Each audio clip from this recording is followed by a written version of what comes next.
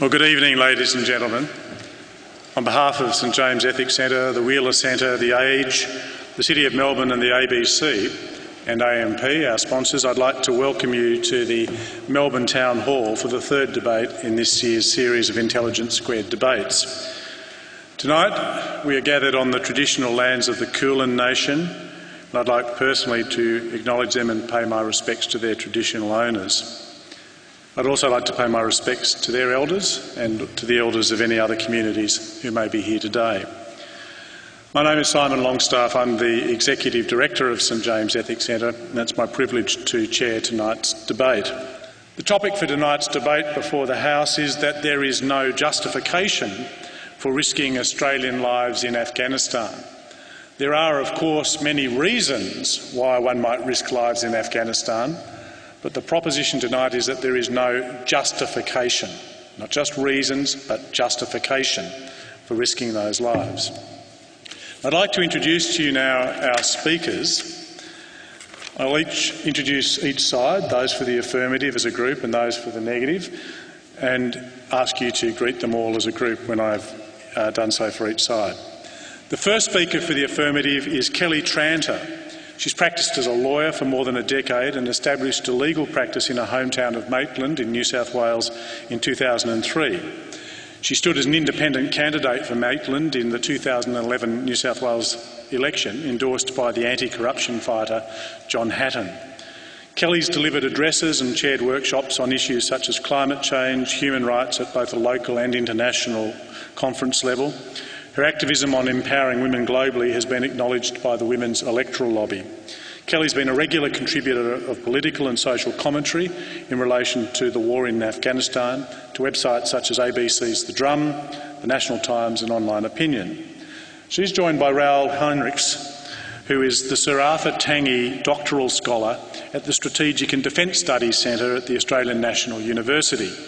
He's editor of the Strategic Snapshot series at the Lowy Institute for International Policy and deputy editor of PINIX, a blog on strategy and international affairs.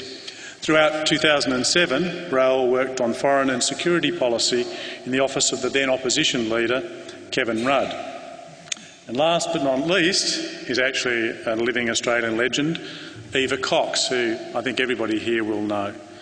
Eva was born Eva Hauser in Vienna in 1938 and was soon declared stateless by Adolf Hitler, so grew up as a refugee in England and then Australia from the age of 10.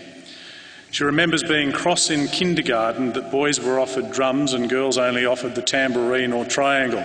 She's been cross on a few more occasions too, I can tell you. All of these early experiences primed her political activism and made her an irrepressible advocate for making societies fairer.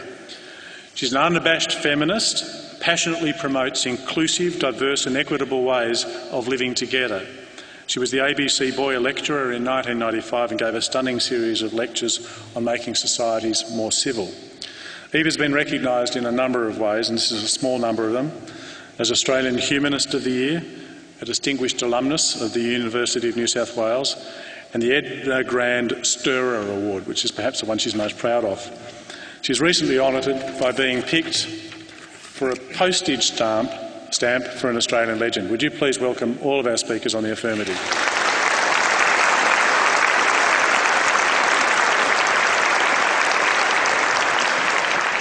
Now, speaking for the negative, the first speaker is retired Major General Jim Molan.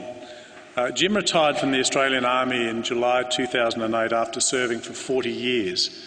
He served across a broad range of command and staff appointments in operations, training, staff and also military diplomacy.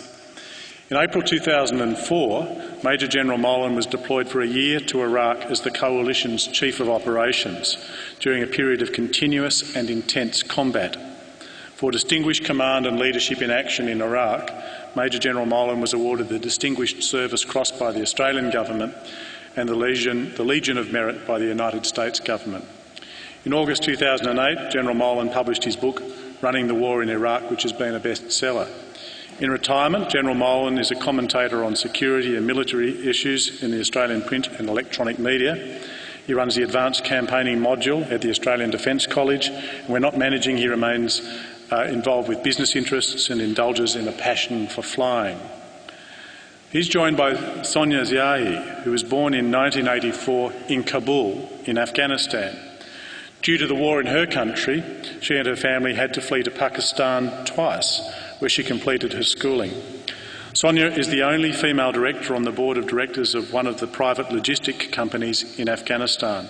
She joined the company in 2006, and in 2009, when Sonia moved to Australia, she remained as a full-time employee working through the internet. She also serves voluntarily as the president of the Flinders University Afghan Union, helping Afghan students in promoting their academic skills, and is a volunteer member of the Association of Australian Tertiary Students from Afghanistan. Previously, she worked at the United Nations Development Programme for 4 years as a lead instructor, teaching computer and networking skills to over 300 women in Afghanistan. Sonia's won many scholarships, such as the IDP Peace Scholarship, the Cisco Systems Incorporated Scholarship, Flinders Business School Scholarship and the Flinders Housing Scholarship. And last but not least is another extraordinary Australian who would need no introduction here, Professor Peter Singer. Born in Melbourne in 1946, educated at the University of Melbourne and the University of Oxford, he's been the Ira de Camp Professor of Bioethics in the University Centre for Human Values at Princeton University since 1999, a position that since 2005 he's combined with appointment as Laureate Professor at the University of Melbourne, attached to the Centre for Applied Philosophy and Public Ethics. The New Yorker has said, "Peter Singer may be the most controversial philosopher alive. He's certainly amongst the most influential. And I can say he's certainly amongst the most committed and consistent philosophers in any time." His most recent book about what we should be doing for the world's poor, The Life You Can Save, was published in February 2009. So, ladies and gentlemen, would you please welcome them all? Speaking to them.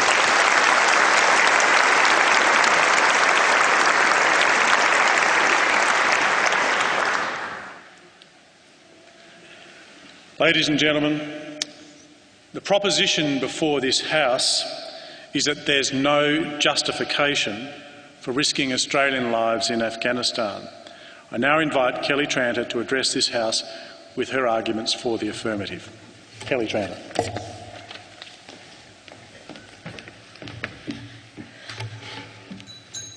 Good evening, ladies and gentlemen. Is there any justification for risking Australian lives in Afghanistan?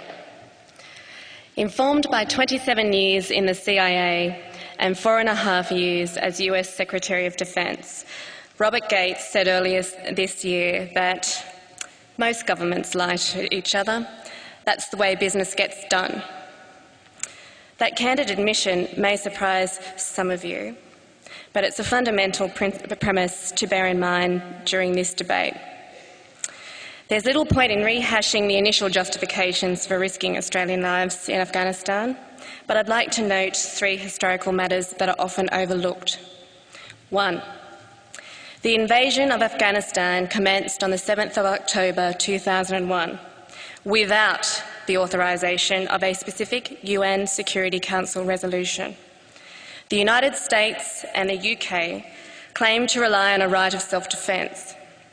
Legal debate continues about whether or not the UN Security Council should have had to authorise the use of force. 2. Before the September 11 attacks, we knew the Northern Alliance groups, the Islamic State of Afghanistan before the Taliban, had invited Osama bin Laden to Afghanistan. Ironically, many of those people now sit in the Afghan Parliament, the Northern Alliance having been US foot soldiers in the 2001 invasion. And 3, key chapters of the 9/11 Commission report, designed to reveal the facts and circumstances surrounding the 9/11 attacks, were based substantially on evidence obtained by torture. Yet apparently we need not fear, because Afghanistan is a good and just war. We're soaring with the American eagle, and while governments may lie to one another, they would never lie to us. If we are to take Prime Minister Gillard at her word, Australia has 2 vital interests in Afghanistan that warrant keeping our troops in harm's way. One, to make sure Afghanistan never again becomes a safe haven for terrorists, a place where attacks on us or our allies begin. And two, to stand firm to our alliance commitment to the United States. As to the first, she doesn't explain why Afghanistan would now be of importance to al-Qaeda, or even whether it would be welcomed back in the country. She doesn't verify the current capabilities of al-Qaeda or its ability to rebuild its training camps in Afghanistan, given the prevailing international strategy of eternal vigilance through surveillance and other means. Nor does she explain why the removal of our troops creates a vacuum that terrorist organisations would occupy. But this doesn't happen when other countries openly announce their gradual drawdown plans and begin to remove their troops. As to the US alliance, our government treats it as its insurance policy when things may go wrong. Jeffrey Barker pointed out that the ANZUS Treaty doesn't provide unqualified security guarantees, and that our insurance premium has already been paid in Australian blood, in Korea, Vietnam, the Persian Gulf, Iraq, and now Afghanistan. Nowadays, we also have to hope our insurer doesn't turn out to be as hollow as HIH, given that a bit of due diligence shows our insurer's national debt as a stacked pile of $1 bills would reach to the moon and back, not once, but twice. How many of our NATO allies and NATO partners are also insolvent? Despite the deceptive language we've heard and the misleading pictures we've been presented with over so many years, what exists in Afghanistan is an expanding stalemate. Neither side is winning or losing. Everyone is failing as both the human and financial costs keep escalating, with no real end in sight. Political leaders hedge their bets.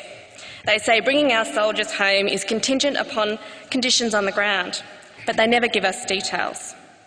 If we want the facts, we have to rely on the testimony of others. What do they say about the conditions on the ground?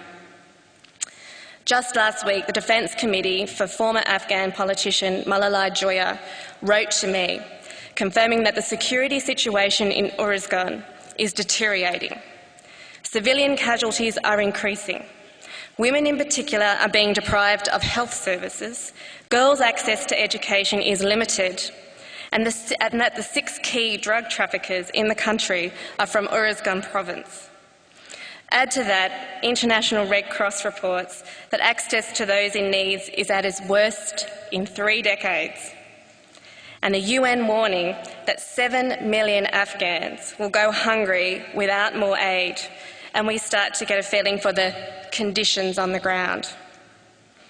Our troops are in a situation where they can't really distinguish the enemy from the rest of the population. The forces we are arming, training and paying to provide security to the Afghan people wear our uniforms by day, change clothes in the evening and become bandits by night. Our leaders accept a militaristic approach where logical military minds focus on military realities but don't deal with human dynamics. They've ignored the basic fact that the nature of life, politics and poverty for the majority of Afghans means for the reasons for survival, power or remuneration, individuals can and do work for several masters at once. How on earth can armed force win the hearts and minds of a population? The country's littered with bombs and strafed by drones. The people are terrorised by forced disappearances, hidden detention centres, torture and kill teams. Night raids are an affront to local culture and Afghans are scared to go to sleep at night for fear of their loved ones being murdered or spirited away. Any argument supporting a war on the basis of concern for women is one of ludicrous convenience.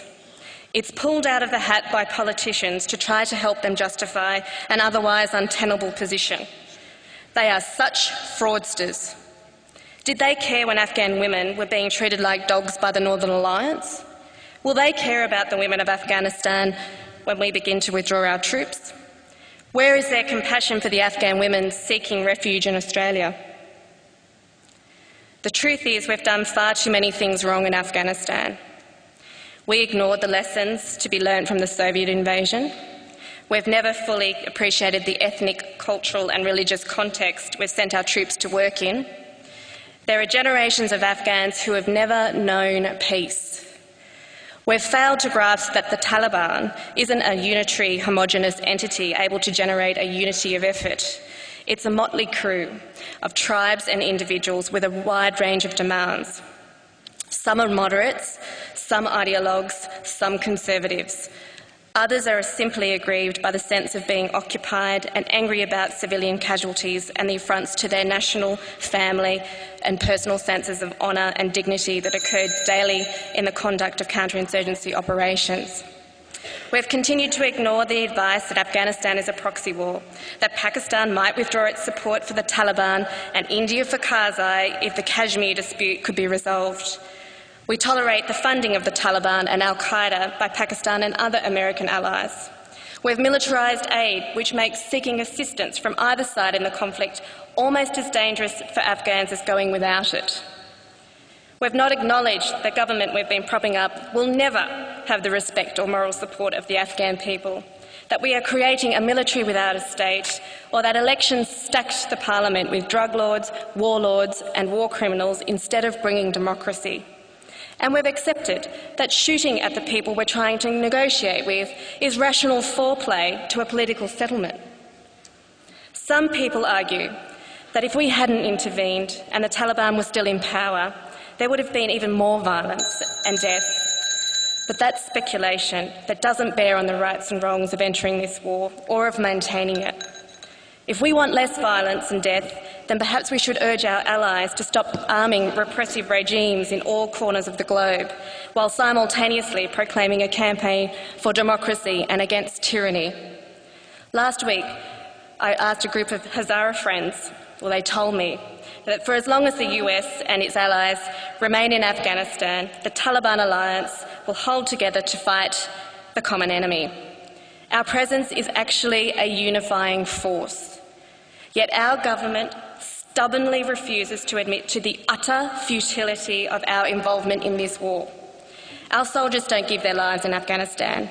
Their lives are taken from them. Our government is complicit in that wrong, complicit in each and every death by insisting that our troops remain there.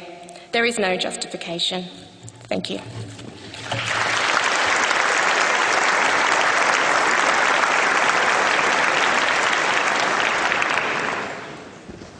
Jim Molan. How's that? Is that acceptable to people there? Thank you. Thank you. It gives me great pleasure to know that none of you heard anything that Kellie said.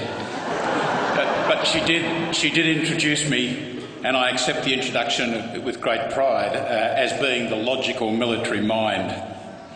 Ladies and gentlemen, seriously though, this topic should remind all of us that there are some things that are worth dying for. Not many, but some.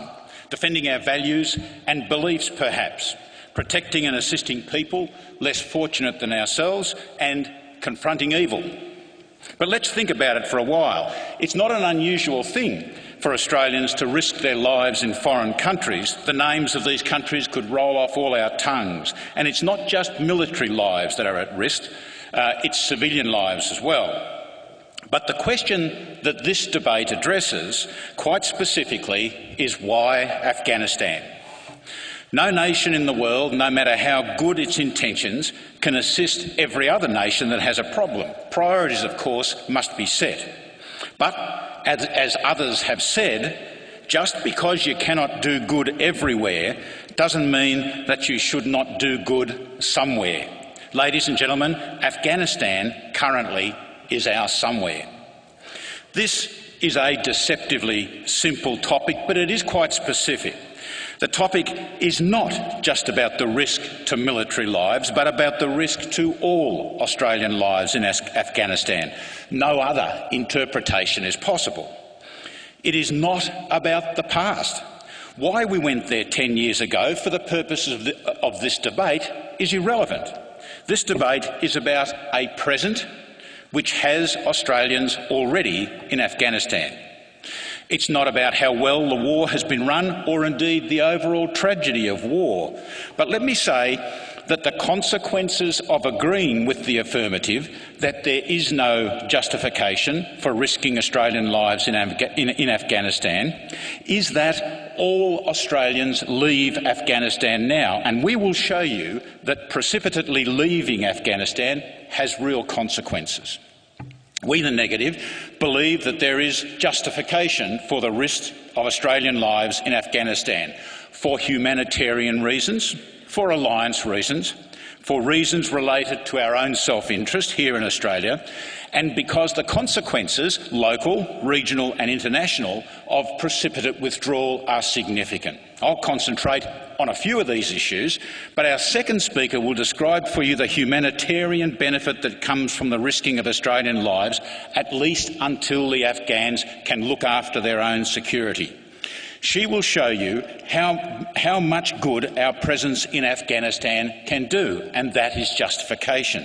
What Sonia says about Afghanistan as a whole applies as much, if not more, to what we Australians are doing in Uruzgan province. Our third speaker, Peter Singer, will then look at the consequences of precipitate withdrawal, and precipitate withdrawal is what the affirmative must be advocating. If you accept the affirmative case, then you accept withdrawal now as the logical consequence. Let me stress that no one on the negative side is saying or has ever said that we are going to be in Afghanistan forever. This is not conquest and occupation. The date for ultimate departure was set a long time ago, and it's 2014. However, the nature of our going is now certainly more important than how we came to be in Afghanistan, and might be as important, if not more important, than the quality of our being there.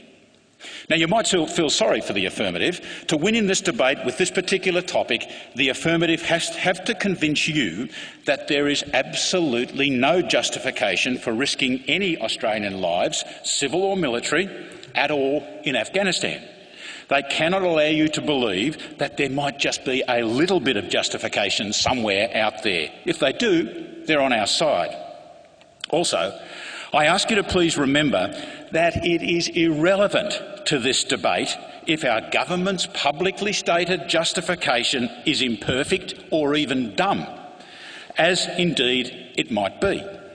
It is just necessary that you and I, reasonable people who don't live in a world of spin, agree that regardless of the public justification with all its political imperfections, you and I can find some real-world justification for risking Australian lives. So all we, the negative, should have to do is to convince you that there is some justification for risking Australian lives in Afghanistan, and you should reject this proposition. And ladies and gentlemen, there is more than just a little justification. To begin with, there is the Afghan people. 28 million people like you and I, the vast majority of whom wish to live their lives in a secure and stable environment without the Taliban or even their own government or their own police or military oppressing them. They have as much right to this as did the East Timorese people, and we certainly were willing to risk Australian lives, civil and military, in East Timor. We Australians can do and are doing great good in Afghanistan, and we will illustrate in just the one area of humanitarian assistance why there is substantial justification and how much good we soldiers and civilians can do in Afghanistan. Now let me talk about the alliance issues as justification. Now, it might be trite to say we live in a dangerous world, but many make the argument that the world is likely to become more dangerous in the future as the power relativities change, both across the world and even more so, as we hear on a daily basis, in our region. I would so much prefer Australia to be self-reliant in providing for its own defence, but as a society we have made the decision that we are going to take a minimalist approach to providing adequately for our own defence. Therefore, it sounds to me like a very, very smart move to support our allies when they are in need. Of course, this doesn't provide certainty of Allied support in some future and unspecified hour of need. Of course it doesn't guarantee anything. We all know that in international relations there is no certainty, just interests. But it does increase, even if only marginally, the possibility of our friends' support should we need it in extremis. It shows that we are a responsible ally and that we value the international system and are prepared to act selflessly to preserve it. And of course, the alliance reason is not the only reason and not necessarily the most important reason. Another of the most important justifications is our own self-interest. There is significant justification for risking Australian lives in Afghanistan if it decreases the probability of terrorist attacks on Australia or our allies, even if it only does this marginally. Of course, being in Afghanistan will not stop all the attacks and it won't stop them forever. But we don't claim that. There is a fair probability that it will stop some, at least for a period, and that is better than nothing. To have stopped one barley is worth risking Australian lives. Many would say that Afghanistan is not in what they call our region, and therefore we should not be involved.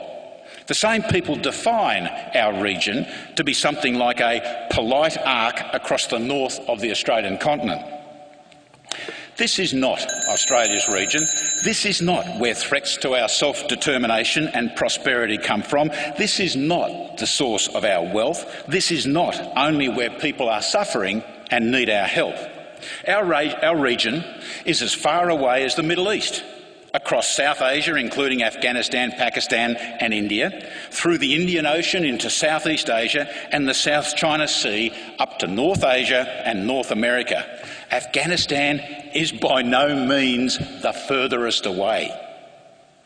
Australia's prosperity is highly dependent on a rules-based system of international relations, and such a rules-based order is worthy of our defence.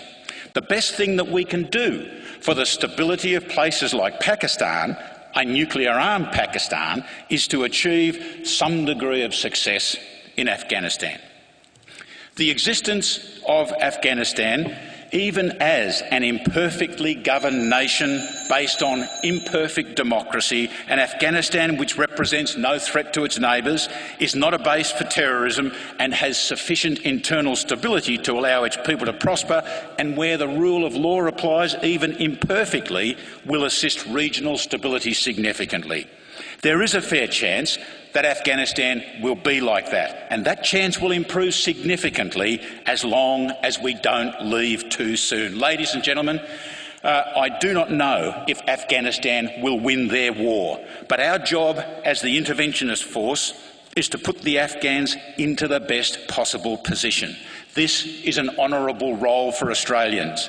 We have started this process, we have had success and failures, but we are making progress, and Australians are a key part of what is occurring.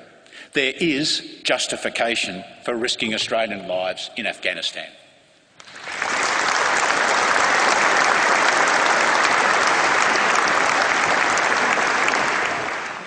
Raoul Heinrichs.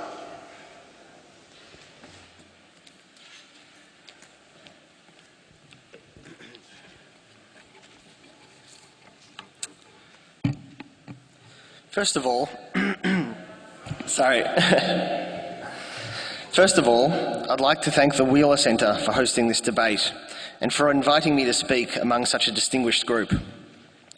Since the organisers began planning this event some months ago, the topic has, unfortunately, become more pertinent and has taken on a grim new urgency as Australia's death toll has risen. And yet, at the same time, a rather deafening silence has fallen over the debate. Unlike Vietnam and Iraq, no one is marching down Collins Street past these doors in opposition to our involvement.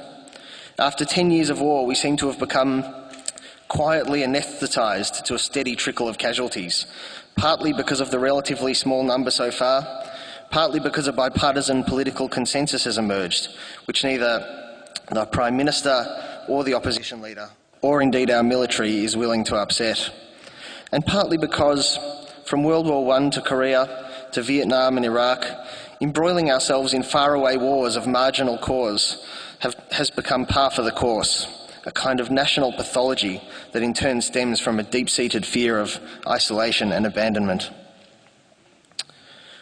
28 Australians have been killed in Afghanistan.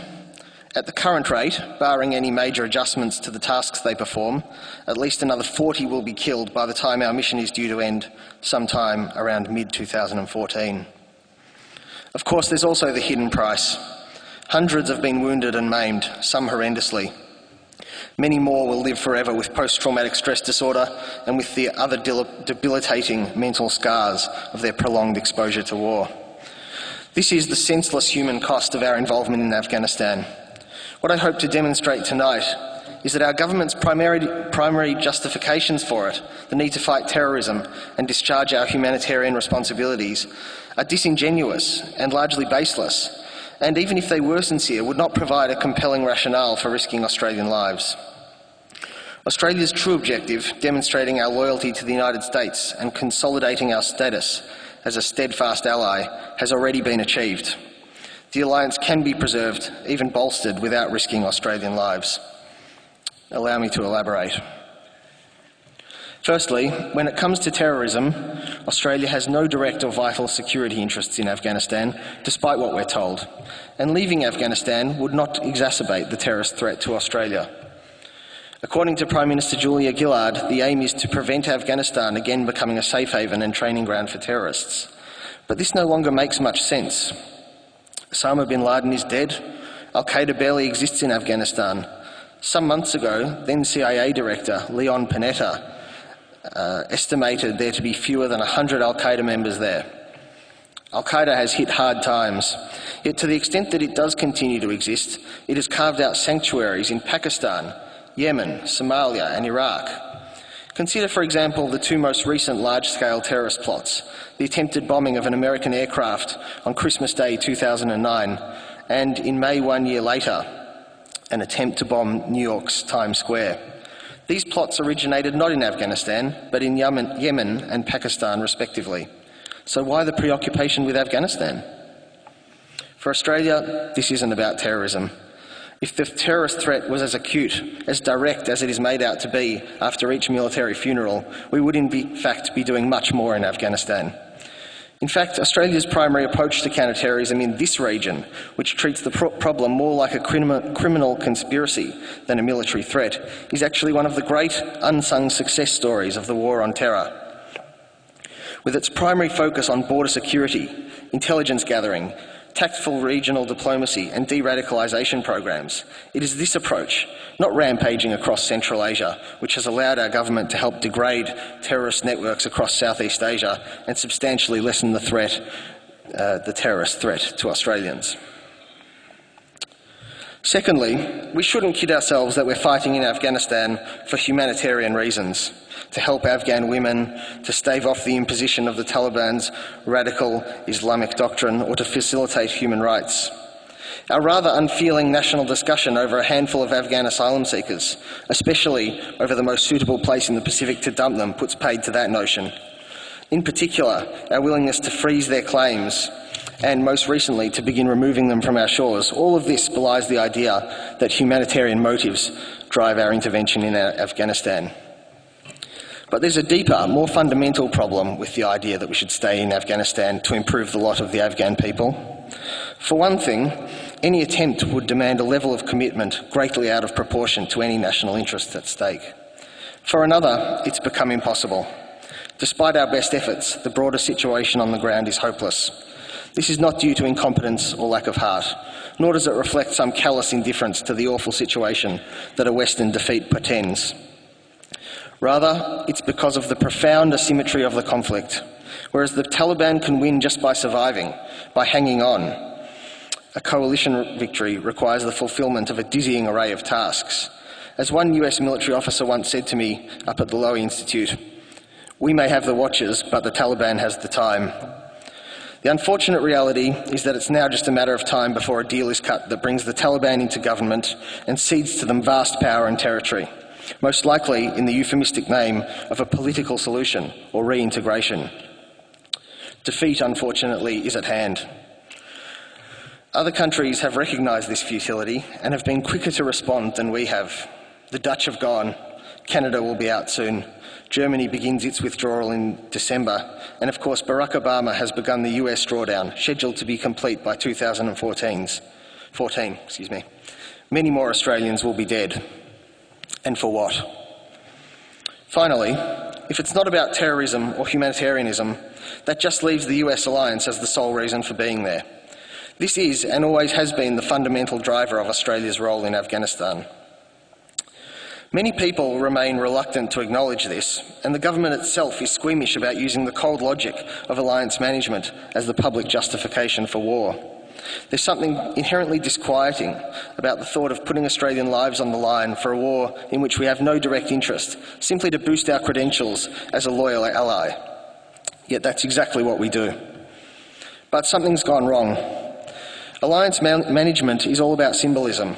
It involves weighing the benefits of a healthy US alliance and tailoring low-cost, low-risk, largely symbolic military contributions which confer legitimacy on the US mission and lend just enough political support to keep our ally happy.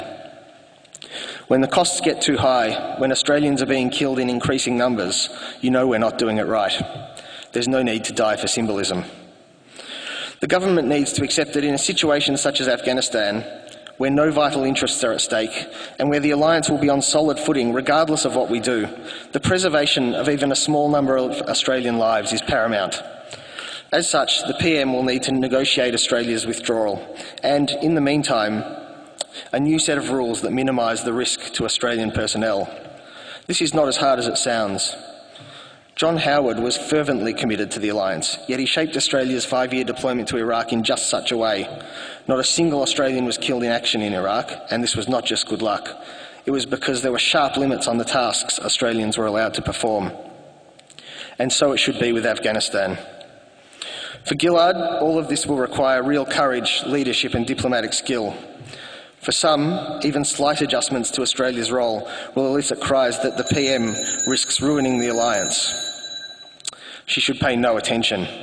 Mired in debt, its star in Asia fading, the last thing Washington needs is a falling out with one of its closest allies in Asia, especially over a war which the US itself is bringing to a close. The Army, whose professional ethos stresses honour and forging on at all costs, will also resist any change. This kind of romantic militarism, however, has no place in national policy. When Anzac Day is over and the medals have been packed away for another year, there's nothing romantic about parents losing their children, or children losing parents, or young men missing limbs. Australia needs to get out of Afghanistan. The terrorist threat would not become more acute. The hope of defeating the Taliban and bringing a better humanitarian situation has become an exercise in futility. And the alliance, which will not be weakened, does not necessitate the sacrifice of our soldiers. There's no justification for risking Australian lives in Afghanistan. Thank you.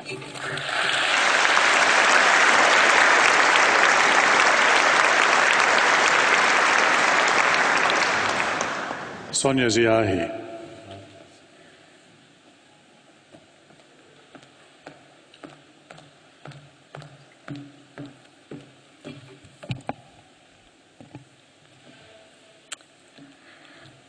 Thank you, Mr. Paul, for providing us with an academic response to the question.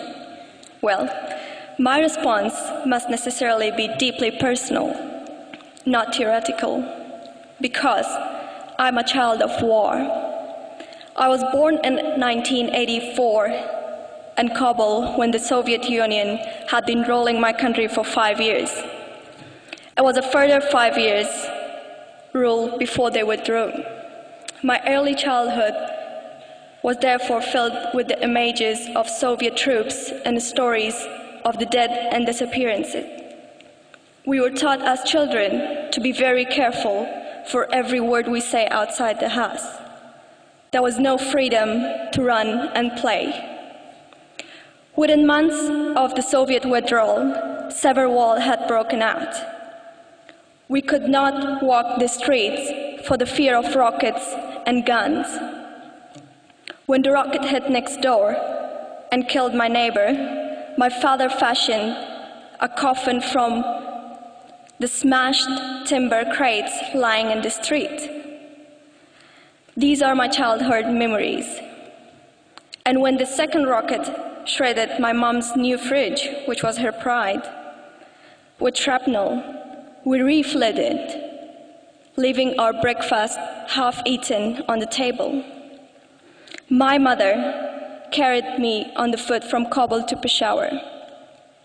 The most vivid sight for me on that journey as a 7-year-old was the body of a man lying dead on the side of the road. No one had come to his aid, and starving dogs had eaten half of his face. I remember I was wearing my favorite jacket, and it was bitterly cold winter in Kabul.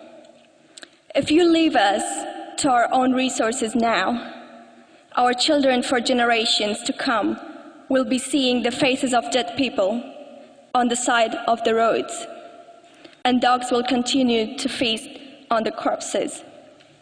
As a young Afghan woman, I have the highest level of personal investment and the outcome of the Australian government decisions regarding your involvement in Afghanistan. I do not say that Australian troops should be deployed as military prisons, first and foremost, but as a peacekeeping corps and a training corps and an infrastructure rebuilding corps. A caring global community, Australia, must join with us to continue in our mutual efforts to resurrect Afghanistan. Afghanistan has witnessed centuries of military invasions. The Arab Muslims, the Mongols, British India, and the Soviets. The 10-year Soviet occupation resulted in the death of around 2 million Afghans, mostly civilians.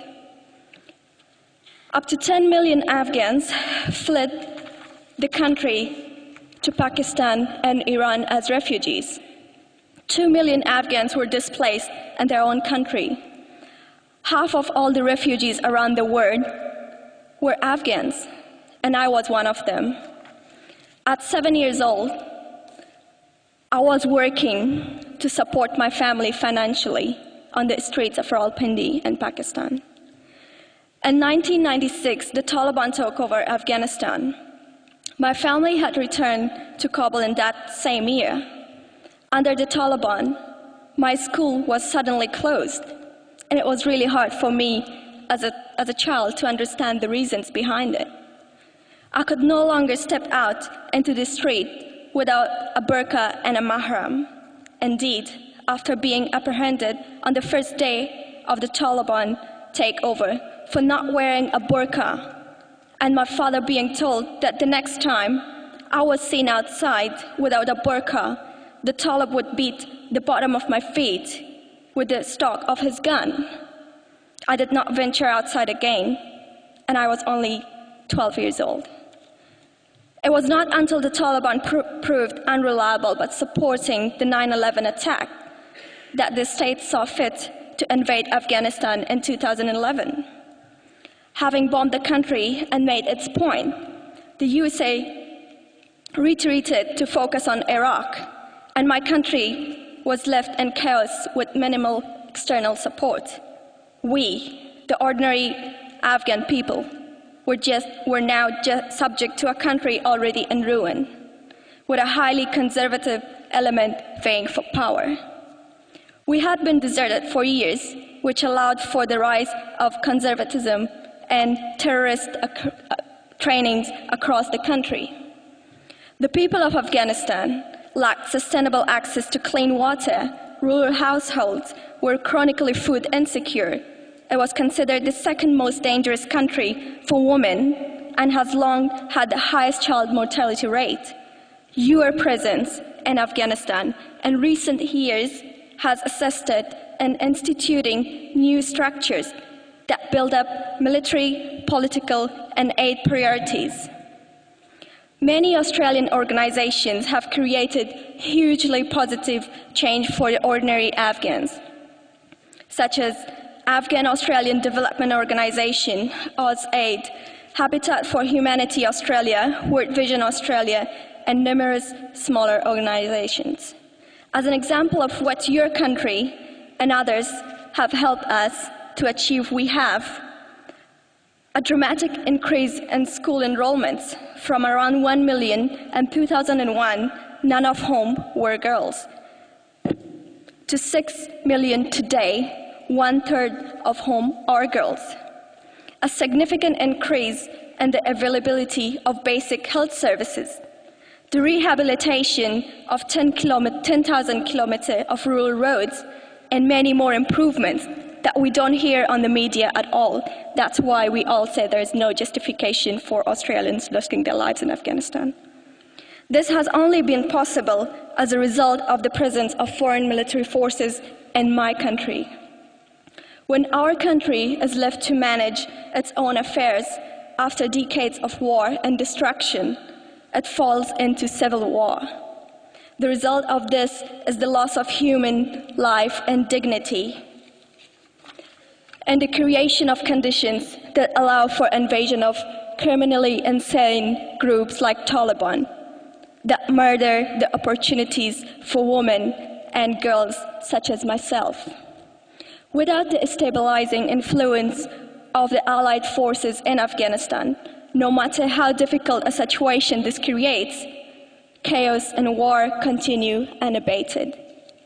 Equally importantly, Australia's military contribution to the International Security Assistance Force in Afghanistan is vital in fighting against terrorism, not just for my country, but to bring peace to the world. It seems in our rushed lifestyles and frenetic world, we judge results only on the basis of immediate paybacks and gratification to ourselves, not on the lives of strangers whom are subject to oppression and brutality. But please remember, for my Afghanistan, decades of war, destruction, and deprivation cannot simply be corrected over a span of a few years. In developmental aid, success is measured incrementally, one small success at a time. Your Australian investment today will pay dividends in years and generations to come in my Afghanistan. I have personally witnessed over the past 3 years an Australia that adopted me, educated me, nourished, and cared for me. I now have an adopted Australian family. I have been supported through my degree with scholarships from IDP, Flinders University, and Flinders Housing.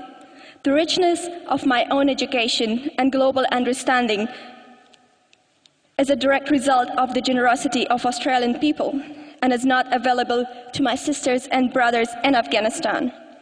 But it could be if the global community, including Australia, stands by me and my country and pledges itself towards gaining freedom and justice for Afghan people. The future that lies before me will lie too before the wonderful, resilient women and men of Afghanistan. My father asked me that I deliver the following message tonight to all of you wonderful audience members here. He asked me to thank the brave Australian soldiers, civilians, and their families for supporting my family and fighting against terrorism and profound oppression and in bringing him hope. We are not here tonight to simply win your vote as if it were a quick recipe. Rather, we are here to get together and provide the public support to continue the rescue of my country. Your continued support will provide brighter futures for generations to come. Your continued support will provide the ability for women to participate in the decisions affecting their own future. Australia, please do not abandon us now. Please be patient. It is working. The seeds of your investment are being sown, and in time will bear fruit in my Afghanistan. Thank you.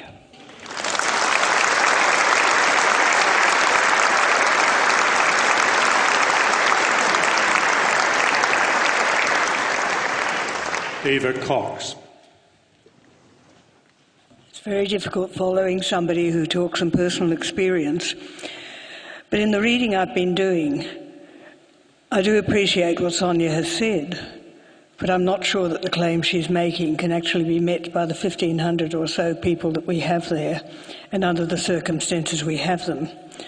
I'd like to pick up on Jim Molan's points, because I think there's an enormous difference between the concept of justification and the concept of reason or any other sorts of argument for us being there. Justification comes from similar roots to justice, to various other beliefs about how we do something. There are many reasons and many arguments for doing something, but very often they are not necessarily justified. So I think many of the points that have been raised by the other side are about reasons for being there and arguments for being there, but I'm not convinced that they actually justify either the deaths of the soldiers that we've sent there or basically the deaths that they have been part of causing. I'm not just interested in what happens to our soldiers. I'm interested that we are part of a war machine which is trying to solve a mess in Afghanistan that goes back for centuries and I think is being extraordinarily ineffective. And it's by its being ineffective that we judge whether or not it was justified. I'd also like to raise another point, and I do this in some trepidation given I'm being followed by a professor with ethics and his thing there, but to talk about the ethics of what we're doing in Afghanistan.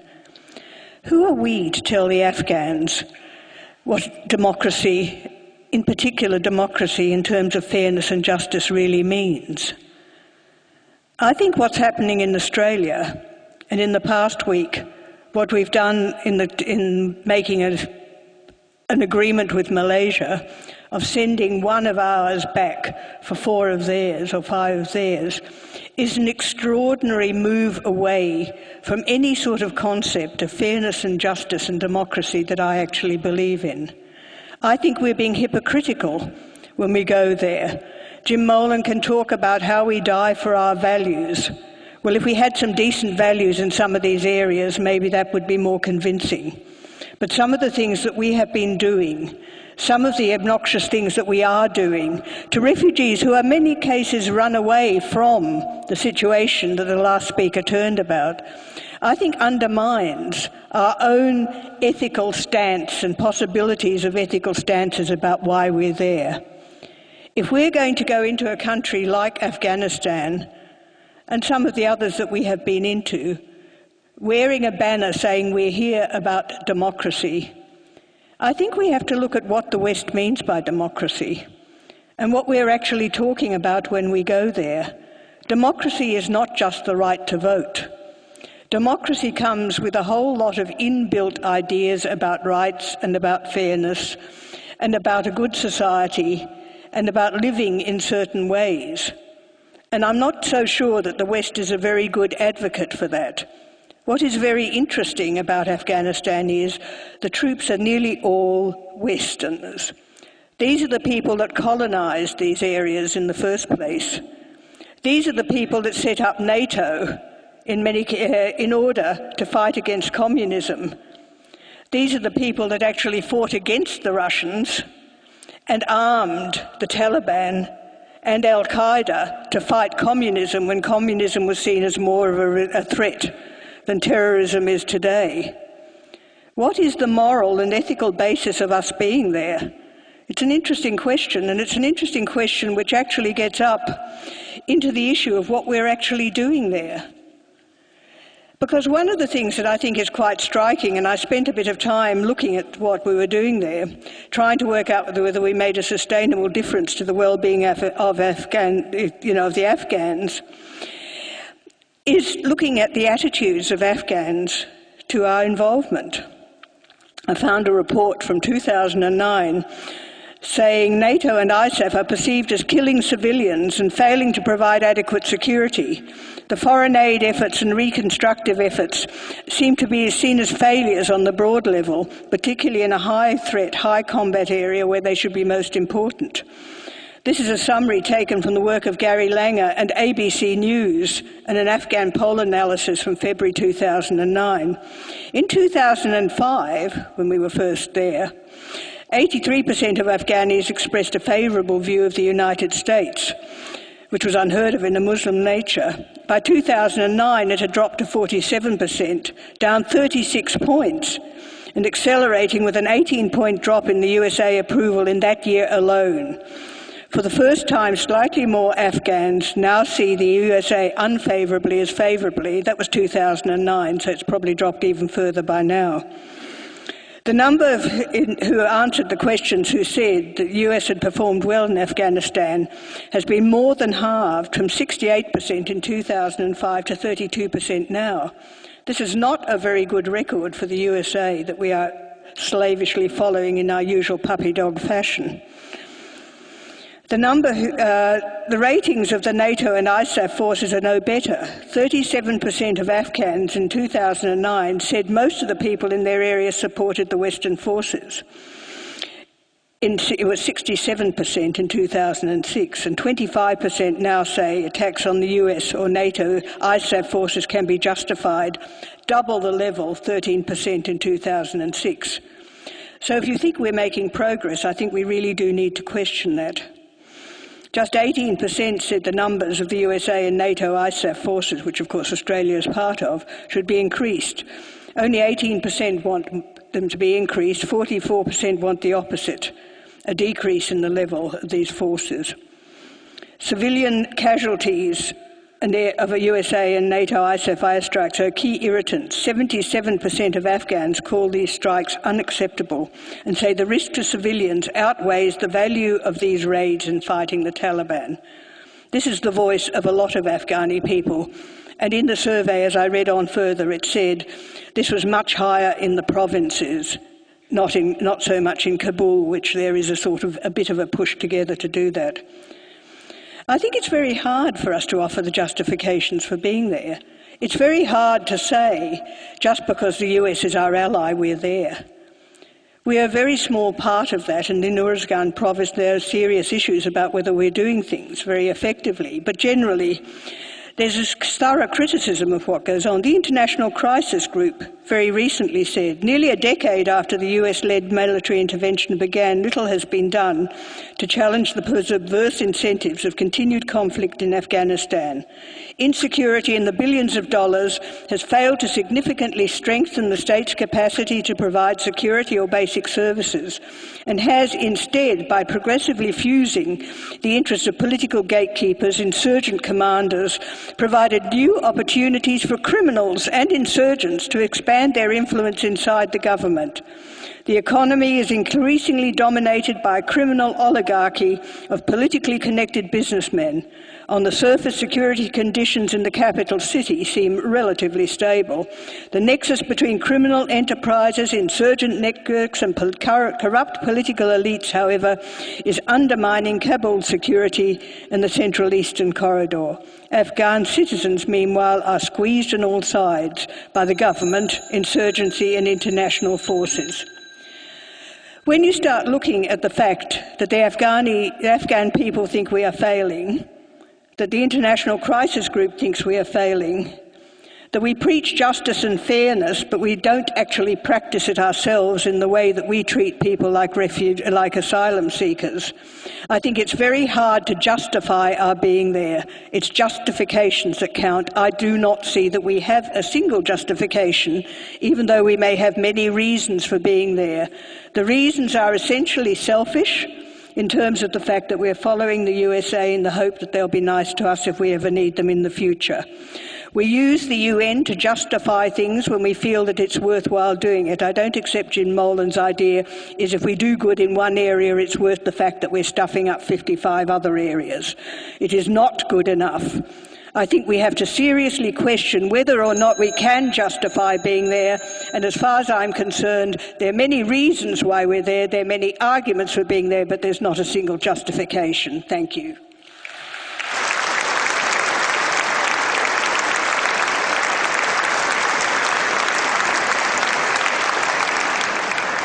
Peter Singer. Thank you. Eva Cox just said that the reasons why we're there are essentially selfish. We are arguing not what the reasons of our government might be, not the reasons that explain why we're there, but whether we, as a group of thinking, reflective people, can see moral reasons why we should be there. I believe that there are. This is a different question from the question whether it was right of George W. Bush to go to war in 2001. I was in the United States when that decision was taken, and I spoke out at Princeton against that decision. I can tell you that in October 2001, that was a lonely position to take in the United States. But I did it because I thought war was not the last resort then in stopping Al-Qaeda, and I think war is a very serious matter that should only be undertaken if it truly is the last resort. But it's a different question what we should do now that the decision to go to war was taken, now that the war situation has developed to the point that it has. We can't change the past. We can't undo it. We have to consider what is the best thing to do now in the situation that we're in. This is also not a question, or at least not only a question, about Australia's national self-interest. It is, I believe, an ethical question, and I want to pitch it as a question about the ethics of humanitarian intervention. That's, I think, the basis on which I would now argue that it is worth risking some Australian lives to achieve the goals that we are trying to achieve in Afghanistan. Let's remember who the Taliban really are. They are a fundamentalist religious group that tolerates no dissent. According to a United Nations report on the actions the Taliban took when they took over the country of Afghanistan in 97 and 98, they committed systematic massacres against civilians. United Nations officials said that there had been at least 15 massacres between 1996 and 2001 perpetrated by the Taliban. For example, on taking over Mazar-e-Sharif in 1998, about 4,000 civilians were executed by the Taliban and many more were tortured. The Taliban especially targeted people of Shia religious backgrounds or Hazara ethnic background. In fact, the Taliban governor of Mazar-e-Sharif publicly proclaimed that the Hazara are infidels who may rightfully be killed. In other words, the Taliban carried out genocide. It's a genocidal regime. A year ago, Amnesty International, investigating crimes committed in Afghanistan, called on the ICC, the International Criminal Court, to step in, saying the Taliban and other insurgent groups should be investigated and prosecuted for war crimes. In addition to the genocide it committed on ethnic and religious grounds, we all know that the Taliban commits crimes against women. What other regime in the world methodically and violently forces half of its population into virtual house arrest, prohibiting them on pain of physical punishment from going out without wearing the burqa and from going out without a male chaperone, a male relative to accompany them wherever they go? I have to say I'm astonished that a feminist of Eva Cox's reputation has not paid more attention to the way in which the Taliban has treated women. But you must note, Peter, at this stage that they're negotiating with the actual Well, that's not the ISAF point. people. The point is not they whether are negotiating Please, now. excuse So me, this is my talk. If you don't mind, you had your 9 minutes and you'll have another chance for rebuttal. The Taliban,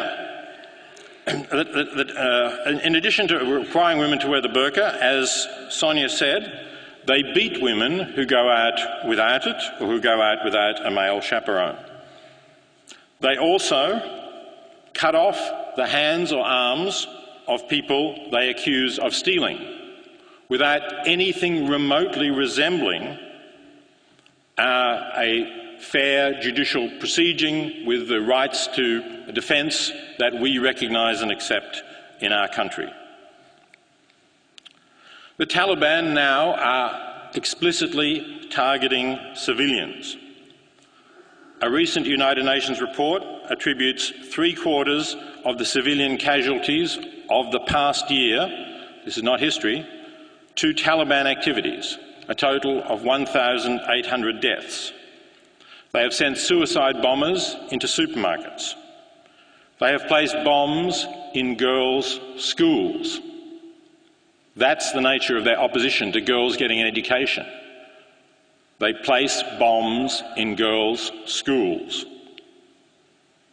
Can we really say that there is no justification, no moral justification for risking Australian lives to stop people who are prepared to do that from taking over a country? Because if you vote for this motion, that is what you're saying. Yes, it's true that the NATO forces, the alliance forces, have been responsible for civilian deaths, and I have written against that in past years, urging that they are running too great a risk of killing civilians by the bombing tactics that they were taking based on inadequate information. To its credit, the alliance forces have reformed their practices, in fact imposing greater risks on their own troops in order to reduce civilian casualties. And they have imprisoned troops who have violated codes in firing upon civilians.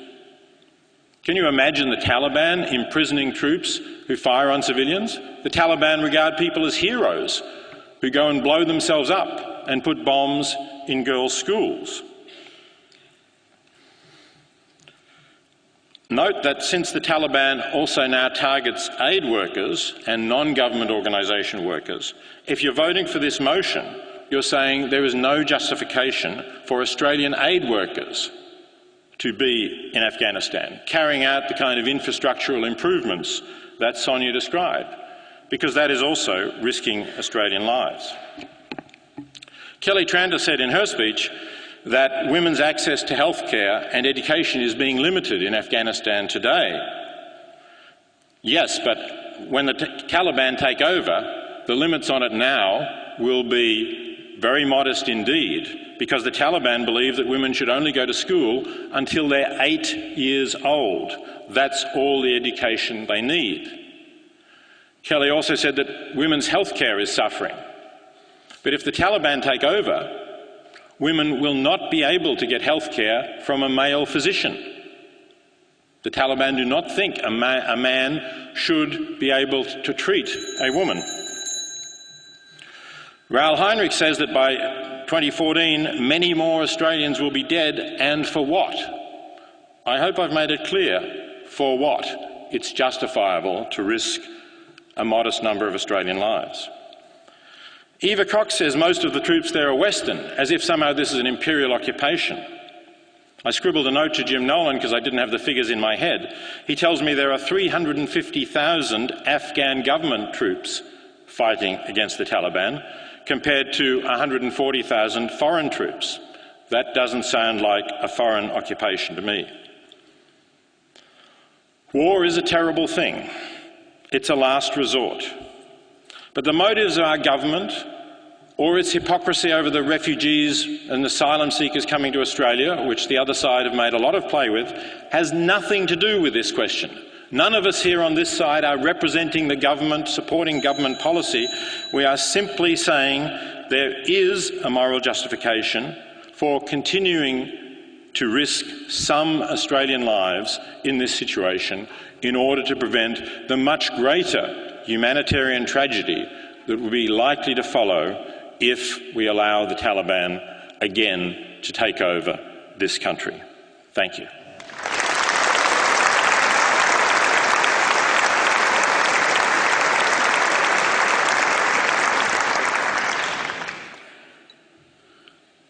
We've heard some compelling arguments on both sides, and in a little while you'll be asked to determine whether you feel there is justification or not for risking lives. But before we do that, it's a feature of these debates that we throw the floor an opportunity to contribute.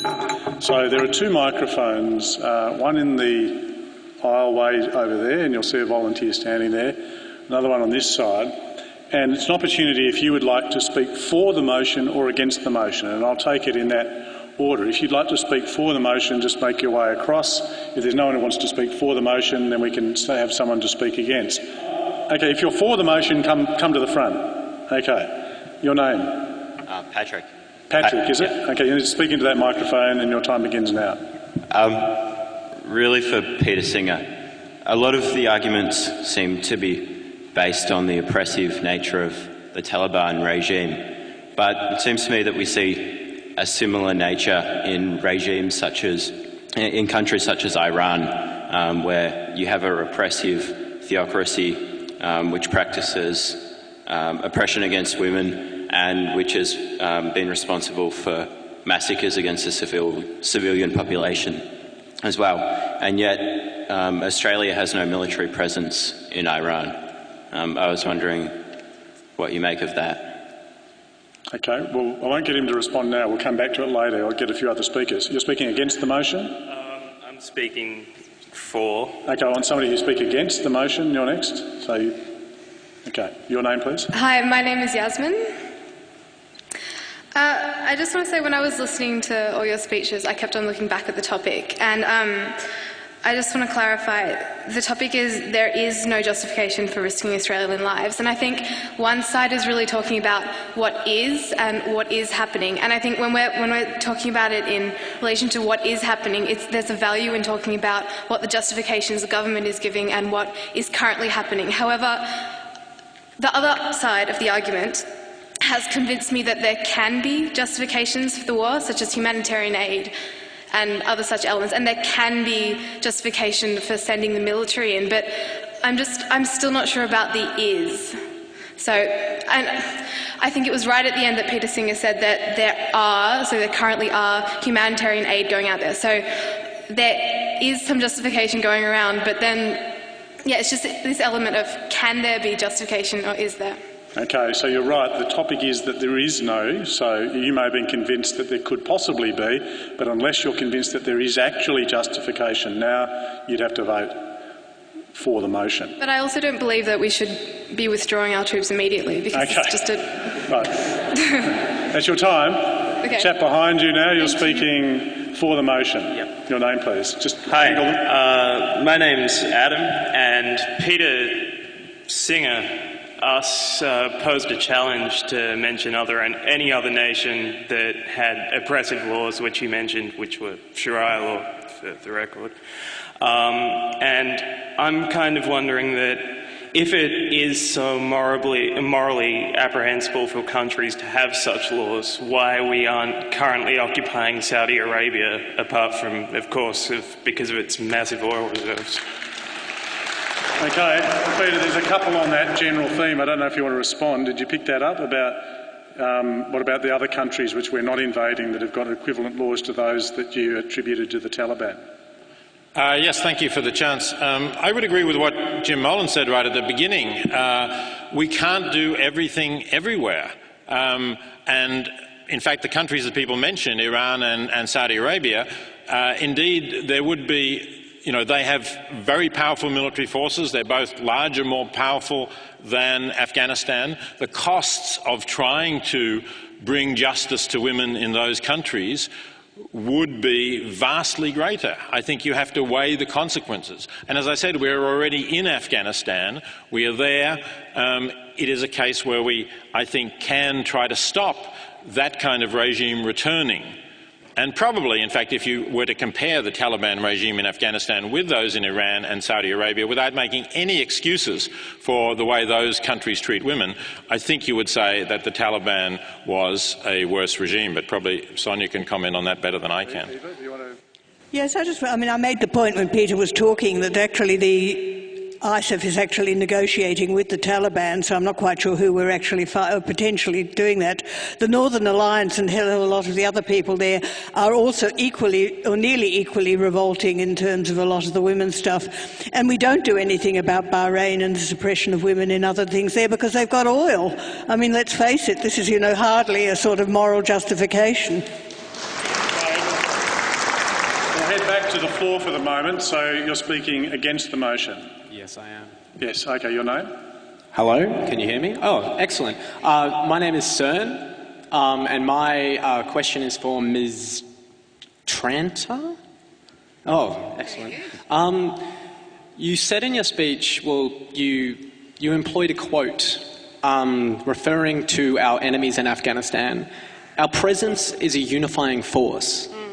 My question is, are we really to be comforted by the thought that our exit will see the bandits, fanatics and warlords rise to each other's throats and see Afghanistan descend from a bloodbath to a bloody swamp of chaos, anarchy and murder? Is this not a reason to stay, to hold the ring, to go the distance? My argument, I guess, is not that we do too much, rather we do too little. And we often do what little we do in an incorrect way, but that is not a reason that we shouldn't correct our action and persevere and resist the urge to allow history to repeat itself. Afghanistan's history of neglect and anarchy and stuff. Right, so I'll come back to you in a minute, Kelly. Do you expect really everything once we disappear to fall into chaos and the world to improve? A speaker for the motion? Yes, microphone 1 over there.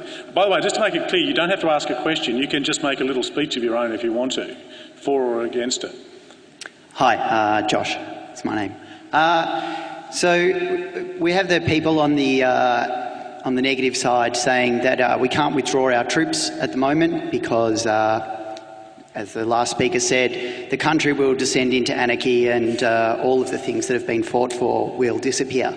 But Jim Molan said that the date has been set. Somehow in 2014, this magic is going to happen where we'll be able to pull out and this anarchy is not going to happen. So I'm just wondering if someone on the negative could convince me what's going to happen between now and 2014 that's going to make it different so that we can pull out morally, which we seem to not be able to do now.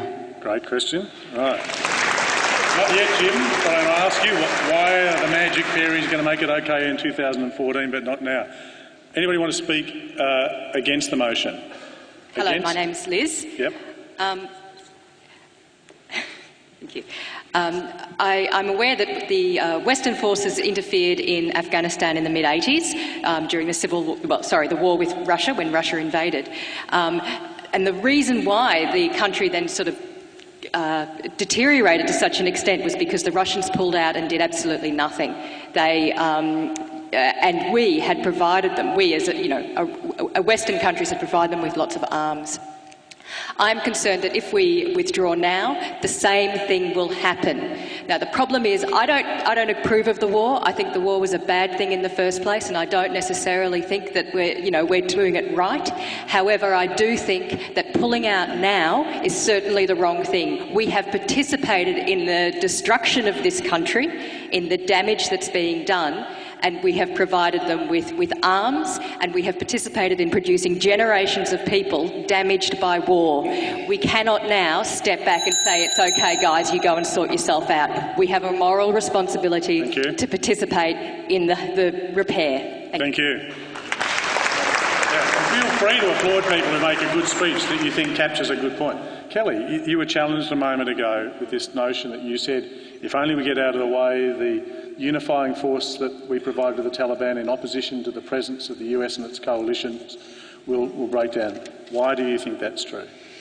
Yeah, look, I'll just make sure everyone can hear me this time. Can you all hear me?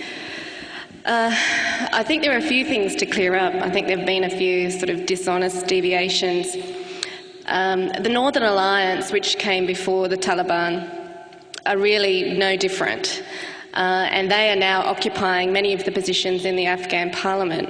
and as I said in my speech, which you may not have heard, they were the group to invite Osama bin Laden into the country. And I think in this debate we're kind of letting Al-Qaeda off the hook, and we're focusing on Taliban being a source of evil, which in large part they are, but they're very nationalistic, whereas Al-Qaeda is quite a global network. Look, I think Robert Fisk, the Middle East correspondent, sums it up this way. When you look at what's going on in Afghanistan, there may be some justification for being there if the United States was prepared to try and resolve Kashmir. Kashmir is a big part of the problem with what is going on in Afghanistan. Pakistan is a huge problem insofar as what's going on in Afghanistan. If we were prepared to cut funding off from Saudi Arabia to militants coming through Pakistan, then we might have a chance. We're talking about 1,500 troops. Our Australian troops are being asked to do two things at the same time. You need to get to the point. Why will withdraw? Yep. Look, essentially, we're not making it better. This is not a humanitarian intervention. We are bombing, we are firing bullets. There is a nationalistic response from the people of Afghanistan. Life is a little bit different for people in the cities in Afghanistan than it is to people in the province. If we withdraw 1,500 troops, it's not going to lead to chaos. What Australia should do and can do is send our doctors and our nurses and our social workers. That was to send doctors, nurses and social workers. Okay, Jim, you may want to respond to that, but there was a particular question put to your side too. 2014 sounds like a relatively arbitrary date given the circumstances that all of you described. Why do you believe that that'll be okay? Well, 2014 was a political date, but there was some backup to it. Josh asks a very good question, and let me be very simple in the reply. I think at least 4 things will make the difference during 2012, 2013, 2014. The first thing is that the capability of the Taliban to hurt the Afghan people will be even further diminished. First thing. Second thing will be an increase in the capability of the Afghans to look after themselves. 350,000 by October of this year, there'll be 380,000 Afghan troops. The third thing is that with a bit of luck, in the election in 2014, President Karzai will go. And the fourth thing is that the economy and the prosperity of the people, if it increases even at the rate it's increasing now, in 3 years' time will be markedly different. 3 years is a significant time to achieve change. Okay. A speaker for the motion. Who wants to speak? Yes, madam. Your name, please. Thank you. My name is Gillian Jung. I'm speaking for the motion. America now admits it has lost 34 billion American dollars so far. There could have been a great deal of infrastructure, health services, etc. built with $34 billion. Thank you. Speaking against the motion? Somebody over here want to speak against? Okay, so we'll take a speaker for the motion. Yes. Hi, I'm Samia. This is to Peter. You spoke about all the massacres, the civilians being killed, the torture the Taliban were putting against the people, the genocide. Australia wasn't there for humanitarian reasons when all that was happening. We're simply there because Americans just want us there, and our men are dying for America, not really here because we're not there, we weren't there for them back, we weren't there for humanitarian reasons back then, so we're not there now for humanitarian reasons. That's just a reason we're there, so then we can just cover up the fact that we're losing there. Thank you, that's all. Okay. I'll put that on hold to come back to, but it's just a thing. Anybody yet want to speak against the motion? Yes, you take priority if you want to. You come to the front. Hello, my name is Paul. This is a question for Ms. Tranter. If we were to send in doctors, nurses and teachers, on what grounds would we be doing so? And if so, would that provide justification for risking Australian lives? Yes. Come back to that. Laying a trap there. Speaking for the motion. Yes. My name is Chantel, and my question's to General Molan, or my statement. Australia is in the war and not committed to the war, and we are a military presence without a military purpose. We have 1,550 troops on the ground. How can that be a justification to risk Australian lives? Thank you. Someone to speak against the motion. Yes, come to the front, please. Thank you very much. Mr. Singer, the premise is unjustification. In a war in foreign soil is totally unjust when the circumstances of her fellow Australian people, her fellow pensioners, going with cold in this winter, they going with anger because, Mr. Singer, a kilo of banana is $15 and we spend money in wars. Is no justice in your premises. Thank you. We have to do justice first at home. Thank you. Peter, there's a couple of things coming through. One is the notion, and you might want to start with this. If there is any justification, all of the problems at home that people might reasonably invoke, such as the gentleman did then, should be solved before investing blood and treasure in the problems of Afghanistan. Yes, my response to the last question was what does this have to do with the price of bananas? But really, I think, on the opposite side, it was said recently that the forces we're supporting in Afghanistan are nationalists, but it seems to me that the objections that I'm hearing, with the support for the motion, both from the last questioner there and from that side, is also nationalist. People are saying, we don't want to risk Australian lives. We have to help people at home. We have to help the pensioners who might be cold in the winter. Well, I can tell you this.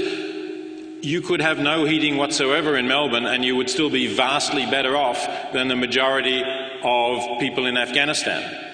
And you would certainly be vastly better off than all the women in Afghanistan if the Taliban take over again. So I don't agree with the assumption that in terms of a justification, I'm talking about a moral justification, that it has to in some way follow further Australian interests. I think we should have wider moral horizons. We should have a more universal sense of justice than that, and we should look for where the greatest amount of suffering is that we can alleviate. Okay, Jim, not now. I'll get you to hold for yours. Kellie, one of the questioners very astutely picked up that you were proposing that doctors, nurses and others might be sent to Afghanistan and asked, are you therefore providing a justification for some Australian lives to be risked? Yeah, look, it's a really good question, and I think I'm looking at that through the context of Barack Obama and Joe Biden have already come out in the record and said, look, we're not in Afghanistan for nation building, and we're not doing 10 years, and that was in Bob Woodward's book. Look, there are people in Afghanistan at the moment that are not tied to the military who are actually helping local Afghans build schools at a tribal level. I don't want to speak for the people of Afghanistan. I think we've been doing far too much of that for 10 years, actually.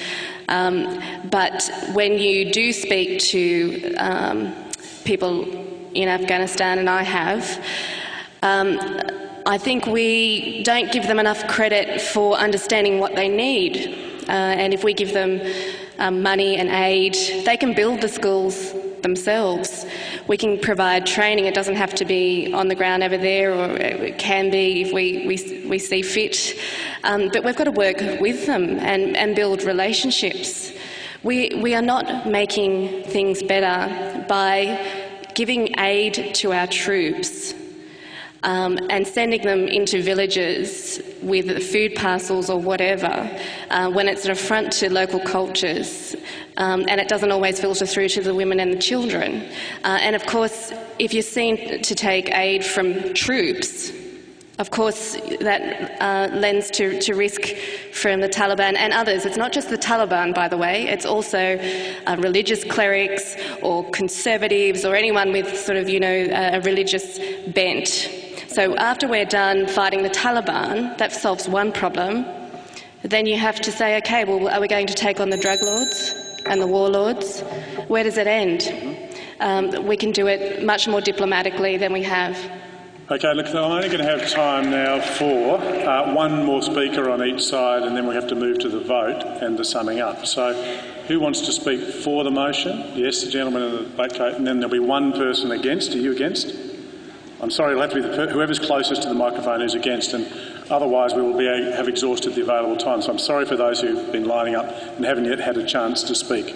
But yes, your name, please, speaking for the motion. Thank you. My name is John, and I want to introduce a slightly personal note. Like Jim Molan, I have a military background, and I'm very much on the pro side. I understand, therefore, having had a brief military career, Jim's enthusiasm for being there and keeping the morale up and keeping the troops' head high.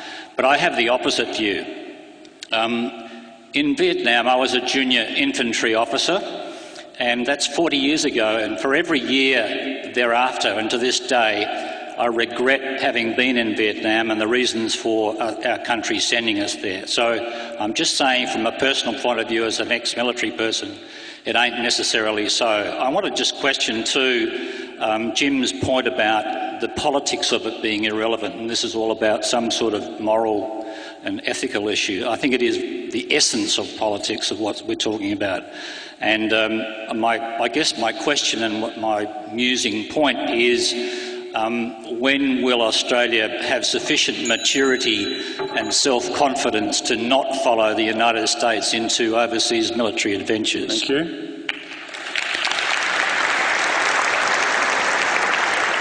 You, sir, are the final speaker in the debate, making it up before the summing up. So your name? Hello, my name is Lewis. Well, personally I'm against the notion, but I would like to raise the question that really, is this war on terror just a revenge attack by the Western nations rather than an affront on a repressive regime which, as many people have stated, exists in countless nations which we are frankly ignoring? Thank you. Again, when you do your summing up, I'd ask you if you can pick up this issue about apparent inconsistency and hypocrisy in what we do, which Peter, I think, has already addressed to some extent. Now, just so everybody understands, it's now going to be two things will happen simultaneously. And again, it's not ideal, but it's the time. Firstly, ballot boxes will now be circulated and you'll be given the opportunity to vote. What we will now do, though, while you are voting, so I'd ask you not to vote and listen, is ask each of the speakers to take up to 2 minutes to sum up. They might introduce a powerful new point while they can before you cast your ballot, pick up on a question or a comment. And your 2 minutes, Eva Cox, I'll actually start with you, starts now.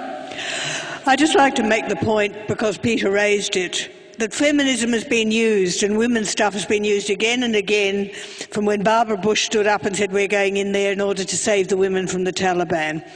Nobody has done anything much about women in Afghanistan. The Rawa group says nothing is really improving. They still kill women. Both sides kill women. I'm tired of them using women as an excuse for men making war, and I think it's about time that we actually made men take responsibility for what they're doing rather than claiming that they're saving women from various things. I still think it is very hard to justify what we're doing in Afghanistan because most of the people there don't seem to think we're doing very much, and it is still a Western push against the fact there that it does allow the people to unite against them. So I just think we've got to be very careful. When I started this, I wasn't sure about the non-justification.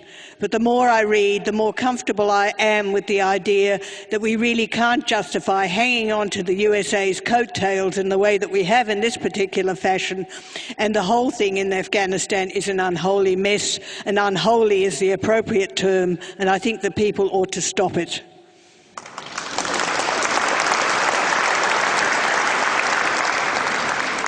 Peter Singer, your 2 minutes. Thank you. Look, it surprises me when I hear Kellie Tranter saying we're only talking about 1,500 troops. If you withdraw 1,500 troops, it's not going to make a difference.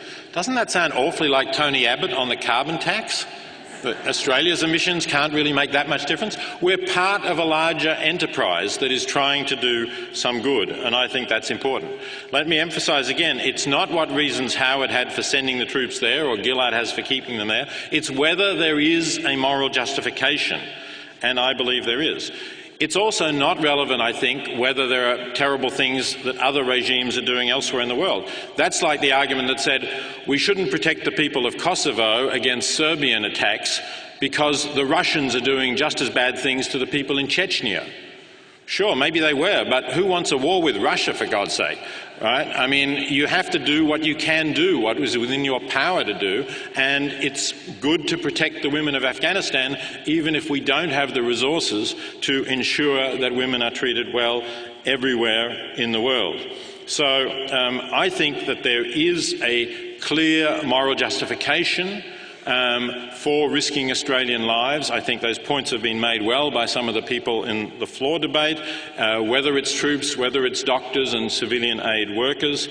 And I think, you know, really, if you think about the way this motion is phrased, to say there is no justification is really saying that the arguments that we have put forward just don't really count. They're just not morally significant arguments.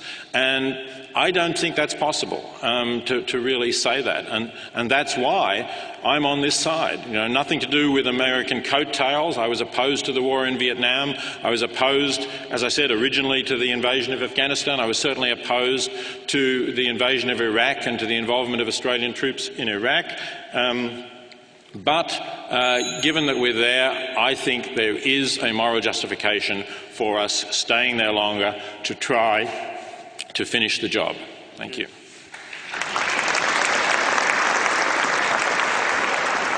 Raoul Heinrichs. Thanks. At ANU once we had an Indian academic who famously said, I have 15 quick points. Now, there's been so many rich interventions that I feel I could almost take his lead, but I'll confine myself to a few quick remarks. For one thing, I think Sonia conveyed a particularly harrowing and a very moving impression of Afghanistan, and yet, in some respects, I think it actually reinforced just how intractable, just how futile this conflict has actually become.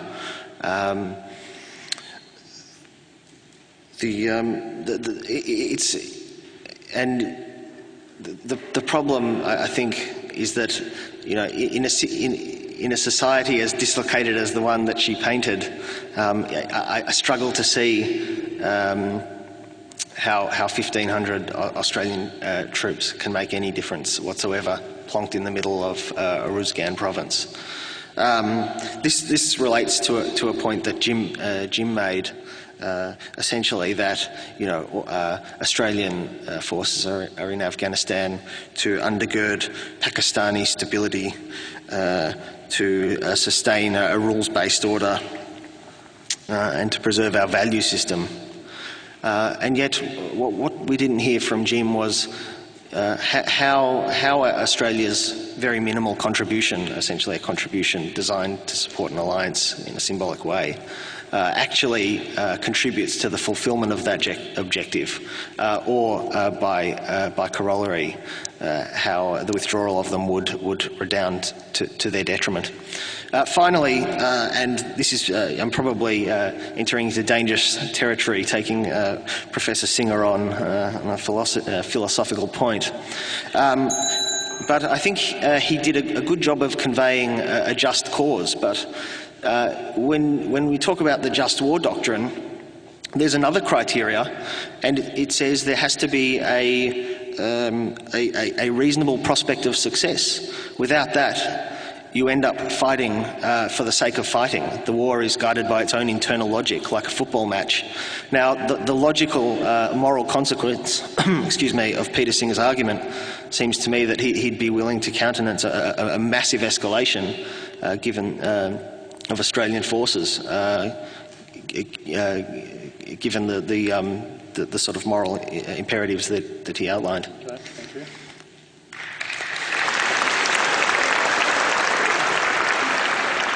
If we have time, and I don't know if we will, might get Peter to comment on that, not now, because the theory actually says the quality of the peace that you secure must be superior to that which would have prevailed if no war had been fought. Sonia? I only have one question. We live in a developed country. We are educated people. Can we just shut our eyes and let happen everything that used to happen to Afghanistan and Afghan people? If we do that, what's the difference between us and Taliban?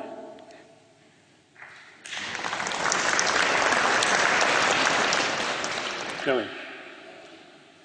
Look, the first thing I'd say is you can't trust the government to be telling you the truth about what's going on in Afghanistan, because if it were, you would know that white phosphorus is being fired on civilian populations, apart from denials, but there have been leaked documents. People are being tortured, people are being killed, people can't sleep at night because family members are being taken away by troops that we serve alongside of. We don't know what we're doing there. We're not shown anything. We're not told the details. And I think this is a test for us as the audience to seek out verification about exactly what is going on the ground. Peter Singer ought to talk about morality when we're engaging in that sort of behaviour against a civilian population. It's one thing to talk about the Taliban. It's another thing to talk about what we're doing right now. Al-Qaeda thrives, as experts have said, on our injustices, on our hypocrisy, on our lies. Our policies in the Middle East fuel what is going on. When we actually ask of our governments, why does Al-Qaeda thrive? Why are they fighting back? Then we're going to be a little bit closer to the truth. The Taliban is not a threat to our national security. It's a nationalistic movement. It won't follow us home. Al-Qaeda is different, and we can adopt mechanisms through, as I said, the international strategy of eternal vigilance to combat that threat. There is no political progress in Afghanistan. We have one of the most corrupt regimes on the planet that we are supporting, and we're arming militias so that they can open fire, I suppose, when things go bad in the future. America is after an honourable exit, and that's not good enough for the mothers of soldiers to say that our troops are there so that politicians don't end up with egg on their face.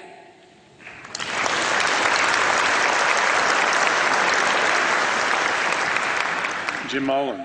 Can I ask Sonia to make a very quick point on that last answer, please? Yep. When you're saying... Can you just turn up Sonia's microphone? You've got about a minute and a half in the bank, actually. Okay.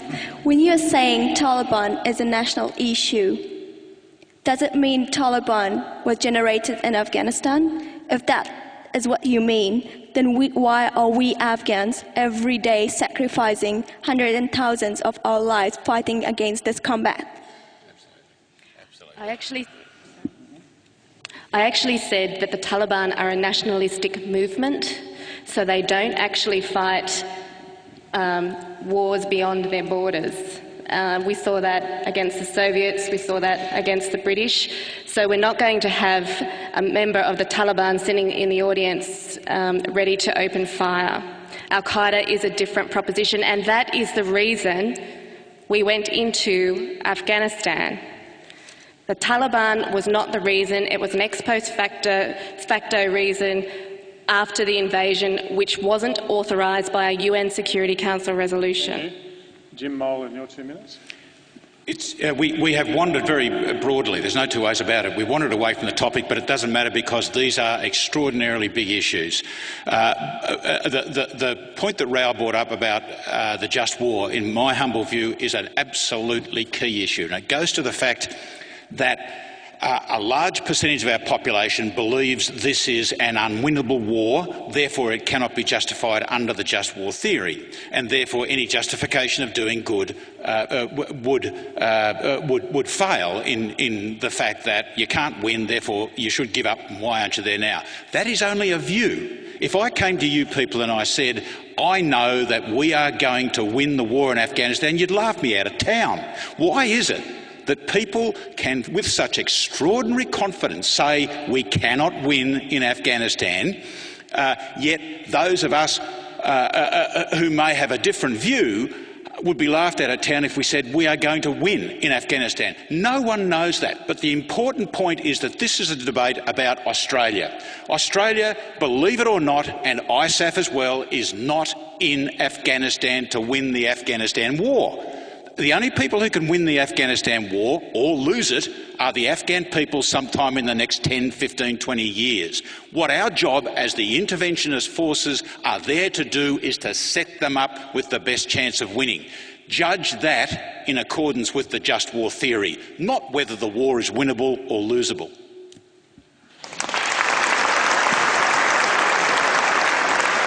Peter, do you want to add anything to that, to the questions that sort of came across? Look, no, I agree that it is critical to our side to say that what we are doing cannot be known to be futile. If it could be known in advance to be completely futile, I wouldn't be here, and I'm sure nobody on our side would. But I think what Jim said is absolutely right. We have a hope that we are making a difference on the right side, and I think it's reasonable to have that hope, and that's why there is a justification for continuing to risk some Australian lives in Afghanistan. Well, ladies and gentlemen, the results are in, and I think they're pretty extraordinary, actually. But I'm not going to give them to you just yet. No, it's not being mean. It's just that I've got to thank a few people. I generally want to thank the partners here in this venture, the Wheeler Centre, Ned Barracan, who is the current affairs producer at the Wheeler Centre, who's organised this debate, and the others, the staff and management and the Melbourne Town Hall, the volunteers, all of who conducted this ballot, which I'll come to in a second, the editor and management of The Age, who give us great support here as we introduce these debates into the city, the Mayor, Aldermen and the officers of the City of Melbourne, because they make this venue available, the Managing Director and staff of the ABC, that gives a very broad extension, and AMP, who are helping to fund this. They're all to be thanked, but particularly tonight what I'd like you to do is to thank, before I even give the results out, the panel of speakers, Kellie Tranter, Raoul Heinrichs, Eva Cox, Jim Molan, Sonia Ziaee and Peter Singer. Would you please join them? And thank them.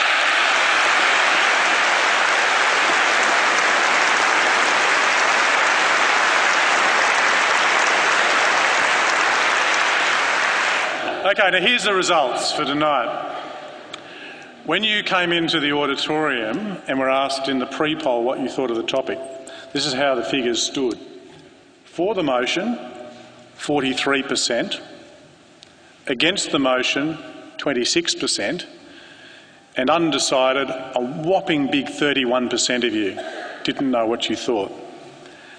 At the end of the night, undecided has crashed to 7%. And the result is 41% for and 52% against. I declare the motion lost.